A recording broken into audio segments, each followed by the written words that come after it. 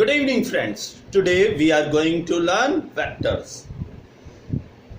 My name is Abhishek Jha. I have been assistant professor in Engineering College Dronacharya, and now I am going to teach you physics.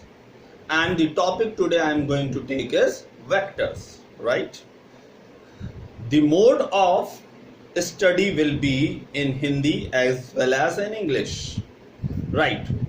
So what is vectors? Vectors होते क्या हैं? Let's see. Physical quantities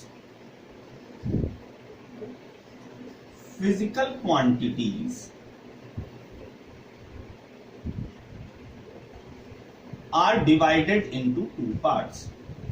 Physical quantities को हम दो भाग में विभाजित करते हैं. One is called scalar quantity, another one is called vector quantity.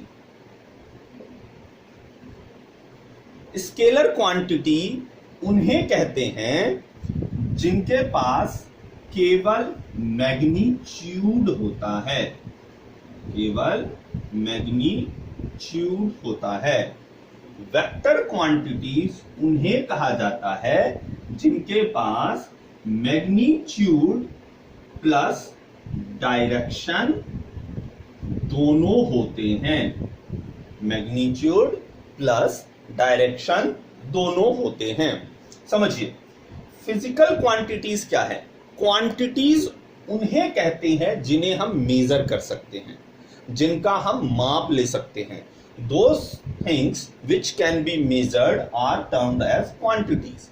What are physical quantities? Physical quantities are those things which can be measured and are subject of physics, right? जो हमारे फिजिक्स के study की वस्तु है और ऐसी वस्तु है जिनका हम माप ले सकें, उन्हें हम फिजिकल क्वांटिटीज कहते हैं. ऐसी फिजिकल क्वांटिटीज का दो भाग है. एक का नाम स्केलर, दूसरे का नाम वेक्टर. यदि डायरेक्शन, दिशा इंपॉर्टेंट ना हो, महत्वपूर्ण ना हो, तो उन्हें हम स्केलर क्वांटिटीज कहते हैं. चूंकि हम माप ले रहे हैं, चूंकि वो क्वांटिटीज हैं, तो उन सभी क्वांटिटीज का एक मैग्नीट्यूड होगा, उनका माप होगा. 3, 10, 12, 100, 1000, लाख, करोड़, उनका एक माप होगा, उनके पास मैग्नीट्यूड होगा. लेकिन दिशा इंपॉर्टेंट नहीं है. यदि मैग्नीट्यूड के साथ साथ दिशा भी महत्वपूर्ण हो जाए, तो ऐसी वस्तु को हम वेक्टर क्वांटिटीज कहते हैं. समझते हैं एग्जांपल्स लेकर के. इनके एग्जांपल में जैसे कि मास, डिस्टेंस इत्यादि. जब हम मास की बात कहते हैं, तो मान लीजिए आपको कहा गया 5 किलो चीनी लाने के लिए. क्या 5 किलो चीनी में दिशा महत्वपूर्ण है? आप 5 किलो चीनी जहां से भी लाएं, जहां भी ले जाएं, दिशा का इसमें कोई महत्व नहीं है. महत्व सिर्फ है 5 माप का. 5 किलो चीनी, चाहे वह 5 किलो चीनी है, चाहे वह 10 किलो चीनी है, महत्व से 5 या 10 का है. फिर हम बात करते हैं डिस्टेंस की. जैसे आप कहते हैं कि आप सुबह रनिंग करते हैं, तो जब आप रनिंग करते हैं, तो आप मान लीजिए आप 1 किलोमीटर रनिंग करते हैं, 5 किलोमीटर रनिंग करते हैं, तो महत्व सिर्फ उस 1 किलोमीटर, उस 5 किलोमीटर माप का महत्व है कि आप कितनी दूरी का रनिंग कर पाते हैं.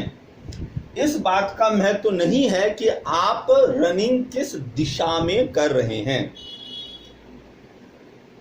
फिर हम आते हैं वेक्टर क्वांटिटीज पे. वेक्टर क्वांटिटीज के कुछ उदाहरण देखते हैं, जैसे कि वेलोसिटी, वेलोसिटी,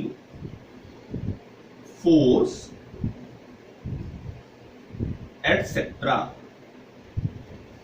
समझते हैं। स्केलर क्वांटिटीज में आप एक और उदाहरण जोड़ सकते हैं जिसे हम कहते हैं स्पीड। स्पीड का अर्थ है कि आप कितनी दूरी कितने समय में पूरी करते हैं। वेलोसिटी क्या है? Speed plus direction.